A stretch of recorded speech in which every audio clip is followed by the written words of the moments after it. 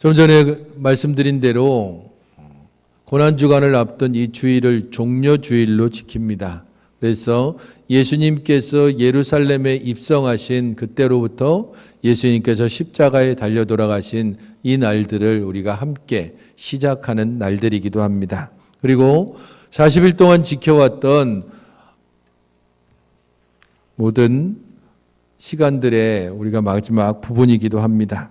그래서 우리가 고난주간을 앞두고 지키는 이 종려주일에는 특별히 우리 자신들을 돌아보면서 우리가 예수님을 진정 왕으로 섬기고 있는지, 우리가 예수님의 말씀을 따라서 살아가고 있는지, 우리에게 예수님은 어떤 분인지를 다시 한번 돌아보는 시간이기도 합니다.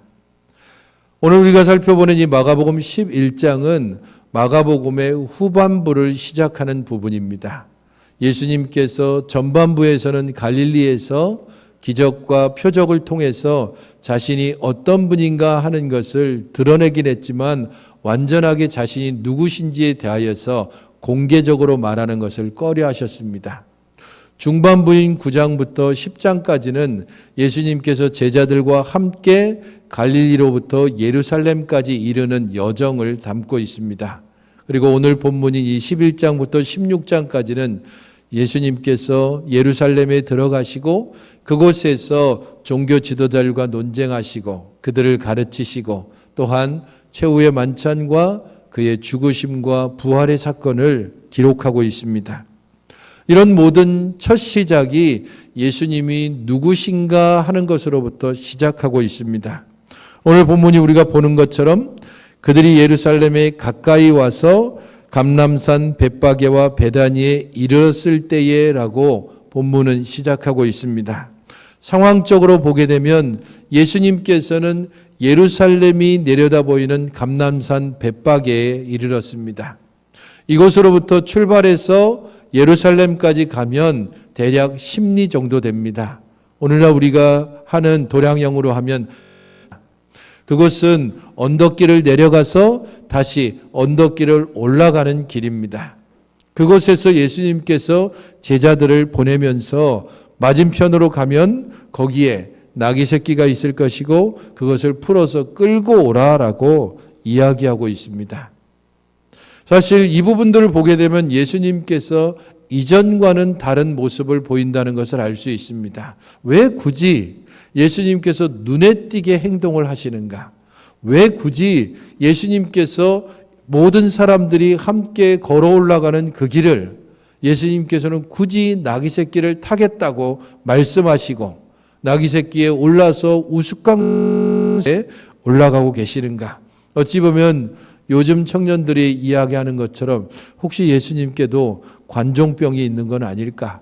다른 사람들의 내가 진짜 누군지를 이제까지 계속 3년간 그 기적을 통해서 표적을 통해서 때로는 가르침을 통해서 자신이 누구인지를 이야기했는데 아직까지도 자기 자신이 누구인지를 인정하지 못하는 제대로 알지 못하는 제자들과 사람들을 향해서 나는 누구다라는 것을 알리고 싶어서 그래서 예수님께서 이렇게 하시는 것은 아닐까라고 생각하게도 되는 것입니다. 복음서 어디를 보아도 예수님이 이곳에서 저곳으로 이동하면서 무언가를 타셨다는 기록이 없습니다.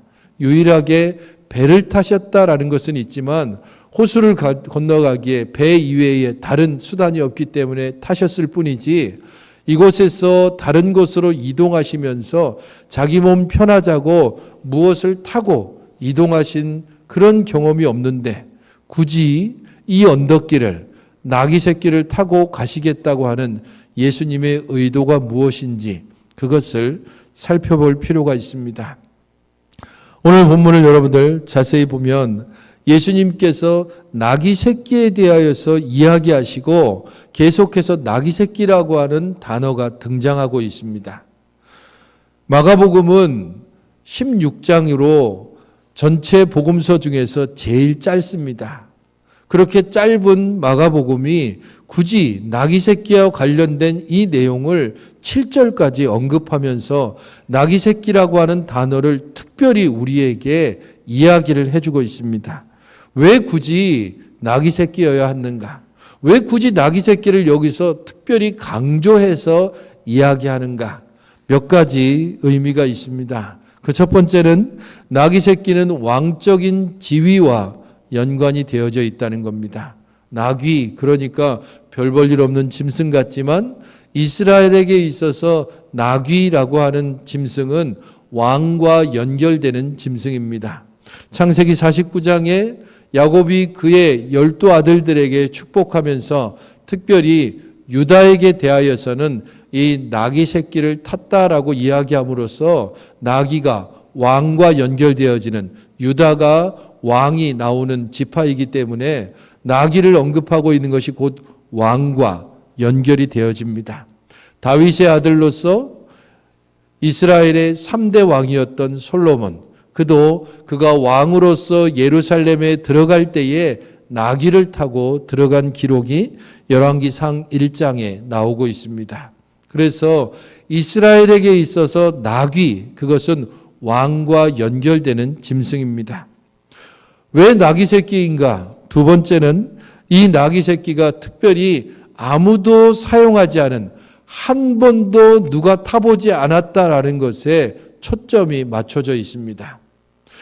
마가복음 오늘 우리가 보는 본문에는 잘 나타나 있지 않지만 다른 복음서에서는 예수님께서 나귀 새끼만 데리고 온 것이 아니라 나귀 새끼를 끌고 오면 도저히 나귀 새끼가 어미와 떨어지지 않으려 하기 때문에 나귀 새끼와 나귀의 어미를 함께 데리고 옵니다. 당연히 생각하기에 나귀의 어미를 타고 나귀 새끼를 옆에 데리고 가는 게 마땅한데 그렇지 않고 지금 예수님은 나귀 새끼를 타고 나귀의 어미를 옆에 데리고 같이 가고 있습니다. 모든 사람이 보기에도 참 우스꽝스러울 수밖에 없습니다. 큰 나귀 어미는 그냥 가고 작은 나귀의 새끼에 30살이 넘은 성인 어른이 앉아서 언덕길을 올라가고 있는 것입니다. 왜 굳이 나귀 새끼를 그렇게 우스꽝스러운 모습으로 타고 올라가는가? 아무도 타보지 않은 나귀 새끼라는 데 의미가 있습니다. 특별한 용도로, 그리고 왕이신 예수 그리스도에게 드려지는 짐승이라는 의미가 여기에 포함되어져 있는 것입니다. 왕적인 지위와 그리고 특별한 용도로 사용되는 그러한 뜻과 함께 가장 중요하게 나귀 새끼여야만 하는 이유는 스가랴서 9장 9절의 예언과 연결되어집니다. 스가랴 9장 9절을 같이 읽어보시기 바랍니다. 9장 9절입니다. 시작. 시온에 따라 크게 기뻐할지어다. 예루살렘에 따라 즐거이 부를지어다. 보라, 내 왕이 내게 임하시나니 그는 공의로우시며 구원을 베푸시며 겸손하여서 나귀를 타시나니 나귀의 작은 것 곧 나귀 새끼니라. 스가랴 선지자를 통해서 예언된 말씀은 너희에게 왕이 올 것이다. 그러므로 너희들이 기뻐하고 즐거이 부르라. 그 왕은 공의롭고 구원을 베푸시는 왕이다. 겸손해서 나귀를 타신 왕, 곧 나귀의 새끼를 타고 오신다라고 말씀하고 있습니다. 장차 이스라엘에 오실 나귀 새끼를 타신 왕, 그분은 메시아로 구원자로 오시는 왕입니다. 그래서 지금 예수님께서는 나귀의 어미가 아니라 굳이 나귀의 새끼를 타고 지금 예루살렘에 입성하고 계시는 것입니다. 그리고 그 모습은 지금 예수님을 따르는 제자들을 향하여, 그리고 예수님을 알고 있는 모든 백성들을 향하여 자신이 누구인지를 명확하게 알리는 효과가 있습니다. 그들은 아직도 예수님을 제대로 알지 못합니다. 그들은 아직까지도 세상 것에 휩쓸려 있고 세상의 것들에 미련을 가지고 있는 사람들입니다. 그 모습을 잘 보여주는 것이 마가복음 10장의 두 가지 사건입니다. 여러분 가지고 있는 성경 마가복음 10장을 펼치시고 21절과 22절을 같이 읽어보시기 바랍니다. 10장 21절, 22절입니다. 함께 읽겠습니다. 시작. 예수께서 그를 보시고 사랑하사 이르시되 내게 아직도 한 가지 부족한 것이 있으니 가서 내게 있는 것을 다 팔아 가난한 자들에게 주라. 그리하면 하늘에서 보화가 내게 있으리라. 그리고 와서 나를 따르라 하시니 그 사람은 재물이 많은 고로 이 말씀으로 인하여 슬픈 기색을 띠고 근심하며 가니라. 부자 청년 이야기입니다. 예수님께서 예루살렘을 향하여 가시는 길 중에 특별히 그에게 와서 물었습니다. 어떻게 하면 영생을 얻을 수 있겠습니까? 그는 진지했고 그리고 진실했고 하나님 아버지 앞에서 영생을 얻는 길을 예수님께 간절하게 물었습니다. 예수님께서는 계명을 지켰냐라고 물으셨고 그는 모든 계명을 지켰다라고 대답했습니다. 잘했다 칭찬하시고 그에게 다시 말씀합니다. 네가 있는 모든 것을 다 팔아서 가난한 자들에게 주어라. 그리고 나를 따르라. 어떻게 했다고 기록되어 있습니까? 슬픈 기색을 띠고 예수님을 떠났다라고 말씀하고 있습니다. 부자 청년의 이 모습은 바로 우리들의 모습이기도 합니다. 많은 사람들이 주께 나아오고 진리의 길을 묻고 영생의 길을 진지하고 간절하게 찾습니다. 하지만 정작 그에게 예수님께서 말씀하실 때에 자기 자신이 포기할 수 없는 것들 때문에 슬픈 기색을 띠며 예수님을 떠나는 이들이 있다는 것입니다. 부자 청년과 같은 모습은 아닐지라도 주 앞에 살아가는 우리들이 주님의 말씀 앞에 여러 많은 장애물들을 가지고 주의 말씀에 순종치 않거나 주의 말씀을 거역하는 일들이 자주 일어나고 있습니다. 때로는 우리의 젊음이 예수 그리스도의 말씀을 방해하는 요소가 되기도 합니다. 이 청년에게 있었던 재물과 같은 것들이 우리가 예수 그리스도를 온전히 따르는 길에 장애물로 놓여 있기도 합니다. 때때로 우리들의 너무 뜨거운 열정이 그리스도의 말씀에 온전히 순종하지 못하고 나 자신을 드러내고 나를 더욱더 나타내는 일 때문에 그리스도 앞에 온전히 살지 못하게 하는 때가 있습니다. 부자 청년으로 상징되는 주께 나와왔다가 슬픈 기색을 띠며 돌아가는 이들, 우리들의 모습이기도 하고 아직 주께로 오지 못한 그리고 주께로 왔다가 세상을 향하여 돌아간 수많은 사람들의 모습이기도 합니다. 그들에게 예수 그리스도는 왕이 아닙니다. 그렇기에 그의 말씀에 순종치 않고 슬픈 기색을 띠며 돌아가는 것입니다. 부자 청년만 있는 것이 아닙니다.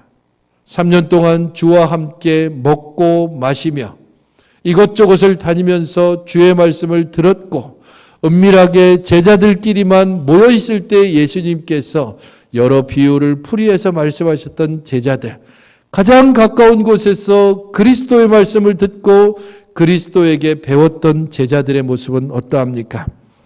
10장 37절과 38절을 읽어보시기 바랍니다. 10장 37절, 38절입니다. 같이 읽겠습니다. 시작. 여짜오되 주의 영광 중에서 우리를 하나는 주의 우편에 하나는 좌편에 앉게 하여 주옵소서. 예수께서 이르시되 너희는 너희가 구하는 것을 알지 못하는도다. 내가 마시는 잔을 너희가 마실 수 있으며 내가 받는 세례를 너희가 받을 수 있느냐. 상황은 이렇습니다. 부자 청년도 돌아갔고 그런 가운데서 예수님께서 부활과 고난에 대하여서 다시 한번 이야기하셨습니다. 예수님의 죽음과 부활에 대하여서 이야기를 한 바로 직후에 야고보와 요한이 예수님께 나와서 말합니다. 주님, 부탁이 있습니다. 뭐냐? 주의 영광 중에 한 사람은 오른편에, 한 사람은 왼편에 앉게 해주십시오. 예수님께서 그를 향하여 이야기합니다. 나의 마시는 잔을 너희들이 마실 수 있느냐? 내가 지금 걸어가려고 하는 잔을 너희들은 정말 제대로 마실 수 있느냐? 그 고난과 죽음의 길이 무엇인지 너희가 진짜 알고서 지금 이렇게 말하느냐? 야고보와 요한도 그렇지만 이 말을 듣고 제자들이 보인 반응은 야고보와 요한에게 대하여서 분노하고 화를 냈다라고 말하고 있습니다. 가장 가까운 곳에서 주의 말씀을 듣고 가르침을 배웠던 제자들, 그들이 3번에 걸쳐서 예수님께서 내가 지금 올라가서 당할 고난과 죽음에 대해서 들었음에도 불구하고 그들은 여전히 영광을 구하는 사람들입니다. 어떻게 하면 예수님 곁에 붙어서 영광을 얻어볼까? 성공을 바라며 자신들이 원하는 것들을 이루어보고자 하는 제자들의 모습들을 보게 되면 아직 멀어도 한참 멀었다는 생각을 떨쳐버릴 수 없습니다.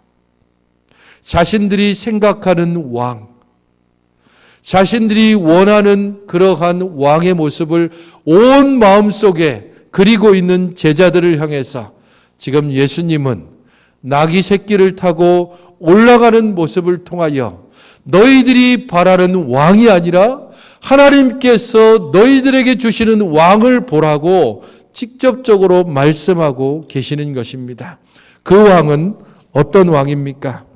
10장 43절부터 45절을 보시기 바랍니다. 43절, 44절은 이렇게 말씀하고 있습니다. 너희 중에는 그렇지 않을지니 너희 중에 누구든지 크고자 하는 자는 너희를 섬기는 자가 되고 너희 중에 누구든지 으뜸이 되고자 하는 자는 모든 사람의 종이 되어야 하리라. 45절을 같이 읽어보시기 바랍니다. 시작. 인자가 온 것은 섬김을 받으려 함이 아니라 도리어 섬기려 하고 자기 목숨을 많은 사람의 대속물로 주려 함이니라. 섬겨야 하고 모든 것을 내어주어야 한다. 그것이 바로 인자가 하는 일이고 너희들이 가야 하는 길이다라고 말씀하고 있습니다. 그리고 그것을 보여주기 위하여 겸손하게 나귀 새끼를 타고 지금 예루살렘으로 올라가고 계시는 것입니다.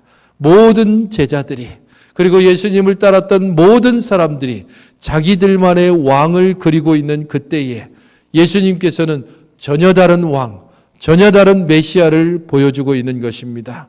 겸손한 왕, 섬기는 왕, 모든 사람들에게 취하는 것이 아니라 자기의 모든 것을 내어주는 왕을 지금 제시하고 있습니다.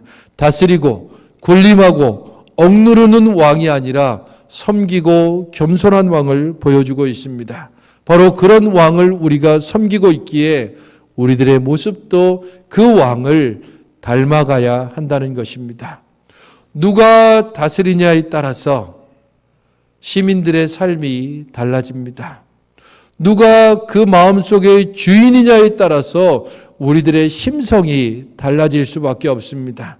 욕심과 이기심으로 가득 찬 우리들이 주인이 되어진다면 그 욕심과 이기심으로 말미암아서 끊임없이 갈등하고 끊임없이 부딪힐 수밖에 없는 것입니다. 예수님은 이 나귀 타신 모습을 통하여 너희를 다스리는 왕이 누구냐 하는 질문을 던지고 있는 것입니다. 귀감이 될 만한 이 땅에서의 지도자의 모습은 이리저리 찾아보다가 여러분들에게 소개하고 싶은 한 대통령이 있습니다. 인터넷에서 세계에서 가장 가난한 대통령이라고 여러분들이 키워드를 치게 되면 딱 뜨는 사람이 있습니다. 우루과이의 40대 대통령이었던 호세 무이카라고 하는 대통령입니다. 남미에 있고 그리고 남미 남부 동쪽에 있습니다. 작은 나라이고 그렇지만 남미에서 가장 GDP가 높은 그러한 나라이기도 합니다. 그 나라의 대통령이었던 호세 무이카 대통령, 그는 대학도 나오지 않은 사람입니다. 14년간 게릴라 활동으로 인하여서 감옥살이를 하게 되고 그리고 나온 후에 나라를 위해서 헌신하고 정당을 만들고 40대 대통령이 됐습니다. 대통령이 된 후에 그가 가장 먼저 한 일은 자신이 거주해야 되는 대통령궁, 그 궁을 노숙자를 위한 쉼터로 완전히 넘겨줬습니다. 그리고 자기는 부인이 소유하고 있는 농장에 살면서 거기에서 출퇴근을 했습니다. 자기가 받는 월급 중에서 90%는 기부를 했고 나머지 10%도 무주택자를 위해서 다 나누어 주었습니다. 월급이 1,300만 원 정도 되는데 그가 가지고 있는 거의 모든 것들을 대통령 재임 기간 거의 전부 동안 모두가 다 기부 활동에 나누었습니다.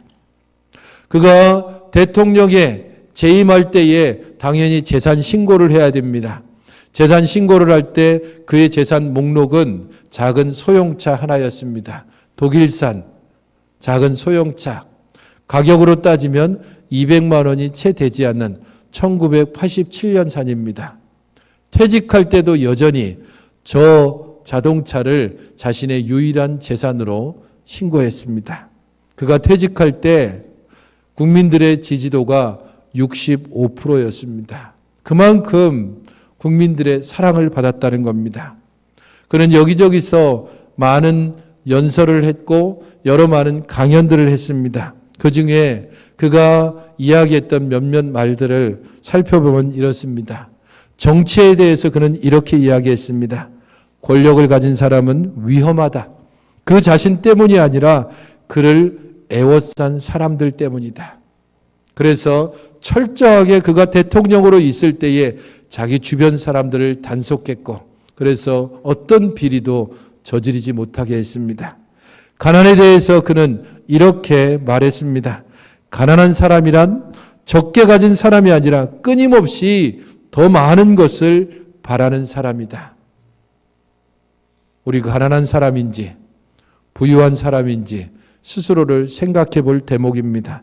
소유에 관해서 그는 또한 이렇게 이야기했습니다. 나는 가난하지 않다. 단순하게 살 뿐이다. 사람이 사는 데는 그다지 많은 것이 필요하지 않다. 그래서 최소한의 것으로 살아가면서 모든 것을 나누었습니다. 소비와 관련해서도 한 말이 있습니다. 우리는 오로지 소비하기 위해서 태어난 것 같다. 더 이상 소비할 수 없게 되면 좌절감을 느끼고 가난을 괴로워하면서 스스로 하찮은 존재로 만들어버린다. 이렇게 말하고 그렇게 살았습니다. 그래서 그가 대통령으로 있는 모든 기간 동안에 모든 아이들이 이 대통령을 페페라고 불렀습니다. 그냥 아버지라고 부른 겁니다. 사랑을 받았고 퇴임한 이후에도 여전히 사랑받고 있는 대통령입니다. 그가 다스렸던 기간들뿐 아니라 그와 함께 살고 있는 백성들이 얼마나 행복했을까라는 생각을 해봅니다. 하지만 우리에게 더 위대한 왕이 있다는 사실을 기억하셔야 합니다. 우리를 위하여 자신의 모든 것을 내어주신 왕. 하늘 영광 보좌 가운데 계시지만 가장 낮은 곳으로 오셔서 우리와 함께 하시고 함께 고통하시고 함께 분노하시고 우리의 모든 것을 채워주셨을 뿐 아니라 마지막에는 자신의 몸과 피를 흘려 우리를 죄에서 구원하신 예수 그리스도가 우리의 왕이시기 때문입니다. 바로 그것을 알게 하기 위해서 나귀 새끼를 타고 그는 예루살렘 길을 오르고 계신 것입니다.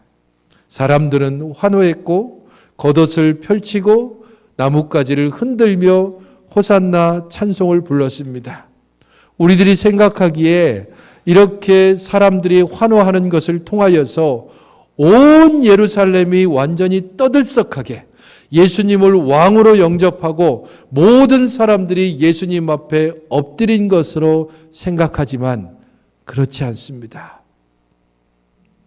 역사를 보게 되면 로마 군들이 다스리고 있던 이 당시 예루살렘, 그때 로마 군들은 안토니오 망대라고 하는 곳에서 예루살렘 전체를 싹 살펴보면서 예루살렘 어느 지역에 소요가 나면 즉시 로마 군대를 파견해서 진압하고 그 주동자는 바로 끌고 갔습니다. 예수님께서 나귀를 타고 올라가셨을 때에 사람들이 호산나 부르면서 찬양하고 겉옷을 펴고 나뭇가지를 흔들고, 그것이 정말 로마 군들이 로마의 통치를 위협할 정도의 소요와 소란이었다면 즉시 군대가 파송됐을 것입니다. 하지만 우리가 복음서에서 보는 것처럼 그런 일들은 일어나지 않았습니다. 그것은 예수님을 환영하는 무리들이 온 무리가 아니라 그 중에 일부였다는 사실을 알려줍니다.